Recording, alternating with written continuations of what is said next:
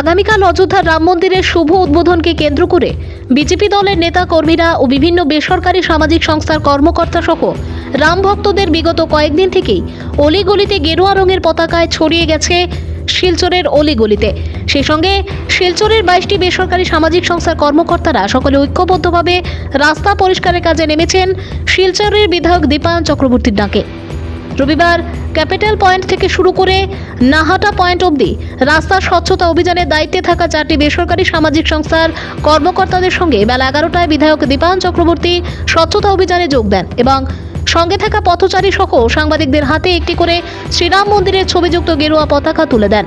বিধায়ক দীপায়ন বলেন, প্রধানমন্ত্রী নরেন্দ্র মোদী, বিজেপির কেন্দ্রীয় কমিটির সভাপতি জেপি নাড্ডাজি ও অসমের মুখ্যমন্ত্রী ডক্টর হিমন্ত বিশ্ব শর্মা মহাশয়দের নির্দেশক্রমে সমগ্র বিশ্বের রাম ভক্তদের সঙ্গে শিলচরের রাম ভক্তরা সহ শিলচরের বিজেপি দলের প্রত্যেক স্তরের নেতাকর্মী সহ 23টি বেসরকারি সামাজিক সংস্থার কর্মকর্তারা দিন রাত আগামী 22শে জানুয়ারি অযোধ্যা রাম মন্দিরের উদ্বোধনীকে লক্ষ্য রেখে নিঃস্বার্থভাবে সবকটি মন্দির সহ অলিগলির রাস্তায় স্বচ্ছতা অভিযান চালিয়ে যাচ্ছেন, যার জন্য ওনাদের সকলকে আন্তরিকভাবে ধন্যবাদ জানান। সেই সঙ্গে আগামী 22শে জানুয়ারি অবধি বেসরকারি সামাজিক সংস্থার কর্মকর্তাদের দ্বারা স্বচ্ছতা অভিযানের কাজ চলে যাচ্ছে। তাদের মধ্যে যাদের নির্ধারিত করা একটি বিচারকদের মাধ্যমে সবচেয়ে বেশি স্বচ্ছতা করতে সক্ষম হয়েছে সেই সরকারি সামাজিক সংস্থাকে 50,000 টাকা নগদ পুরস্কার ঘোষণা করা হবে বলেও জানান বিধায়ক দীপায়ন চক্রবর্তী।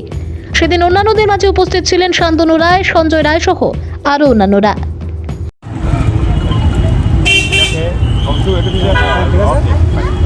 নমস্কার। আগামীকাল অর্থাৎ 22 জানুয়ারি রামলালায় প্রাণ প্রতিষ্ঠার উপলক্ষে আমরা ভারতীয় জনতা পার্টি নাড্ডাজির ডাকে সাড়া দিয়ে গোটা ভারতীয় জনতা পার্টির সর্বস্তরের কার্যকর্তা বৃন্দগণ ইতিমধ্যে 17, 18, 19 তারিখে আমরা প্রত্যেক মন্দিরে আর স্বচ্ছ অভিযান চালিয়েছিলাম। আমরা শিলচর শহরের বিভিন্ন এনজিও ক্লাবকে অনুরোধ করেছিলাম 20, 21, 22 এই 3 দিন ব্যাপী স্বচ্ছ অভিযান কার্যক্রমে অংশগ্রহণ করার জন্য। আমি প্রথমেই আন্তরিকভাবে প্রত্যেক এনজিওকে আমি নাম নিচ্ছি না, আপনাদের সকলের নাম জানা আছে, যে এই এনজিওগুলোকে আমি আমার আন্তরিক শ্রদ্ধা নিবেদন করছি যে একদম শুধু ফটো ওঠার জন্য না, স্বচ্ছতার জন্য ওনারা স্বচ্ছ ভারত কাজে হাত দিয়েছেন। আর 20, 21, 22 ইতিমধ্যে এখানে আপনারা দেখতে পাচ্ছেন এই যে স্ট্রেচটা ক্যাপিটাল টেবিল থেকে শুরু করে যারা নাহাটা পয়েন্ট পর্যন্ত যাদের এনজিওর দায়িত্ব ছিল, এমন 4টা এনজিও, এই 4টা এনজিওর সমস্ত কার্যকর্তারা এখানে আমার সাথে আছেন। তো আমি এখানে এসেছিলাম তাদের সাথে দেখা করার জন্য আর এই স্বচ্ছতা অভিযানে যোগদান করার জন্য। 11টা থেকে আমরা গোটা শহরে মিউনিসিপ্যাল বোর্ড সকাল 4টা থেকে শুরু করে আর 10টা পর্যন্ত ওনারা এই পরিষ্কার করে যান। তার পরবর্তীকালে কি হয়, আমরা দেখি যে শহরের বিভিন্ন দোকানপাট থেকে আপনারা লক্ষ্য করেছেন যে জাবড়াগুলোকে রাস্তায় ফেলা হয়। রাস্তায় যারা পথচারীরা আছেন তারাও অনেক সময় গুটখাকে পানের কাগজ ফেলে দিয়ে দেওয়া হয়। তাই তাদেরকে আজকে অনুরোধ রাখা হয়েছিল যে 11টার পর থেকে আপনারা স্বচ্ছতা অভিযানে রাখবেন।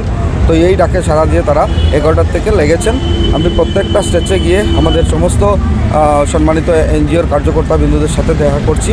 আমরা লক্ষ্য করেছি যে তাদের মাধ্যমে স্বচ্ছতা অভিযান চলছে আর তারা 20, 21, 22 এই 3 দিন ব্যাপী স্বচ্ছতা করবেন। আর তার জন্য একটা অ্যানাউন্স করা হয়েছিল যে এই 23টি এনজিও, এই 23টি এনজিওর মধ্যে যাদের মানে এরিয়াটা সবচেয়ে বেশি পরিচ্ছন্ন থাকবে তাদেরকে 50,000 টাকা দিয়ে পুরস্কৃত করা হবে। তাই 22 তারিখ পর্যন্ত আমরা সেটাকে দেখে আমরা সেটাকে বিচারক আছেন, আমি বিচারকের নাম নিচ্ছি না, বিচারকরা দেখছেন ওনারা, তো তাদের মাধ্যমে আমরা সেটা পুরস্কার ঘোষণা করব। সেটা পুরস্কারের ব্যাপার না, আমাদের একটা সবাই মিলে অনেক এনজিওরা উৎসাহিত হয়ে এই কাজে সবসময় আমরা দেখি হাত দিয়েছেন, তার জন্য আমি তাদেরকে আহ্বান করেছিলাম। আর সত্যিকার অর্থে গর্বিত আমি যে আমার ডাকে সাড়া দিয়ে ওনারা সমস্ত এনজিওরা এসছেন, তার জন্য আমি কৃতজ্ঞতা জ্ঞাপন করছি। আগামী দিনে আমি মনে করি এই স্বচ্ছতা অভিযানের একটা অঙ্গ হিসাবে এনজিওরা ভূমিকা স্মরণীয় থাকবে।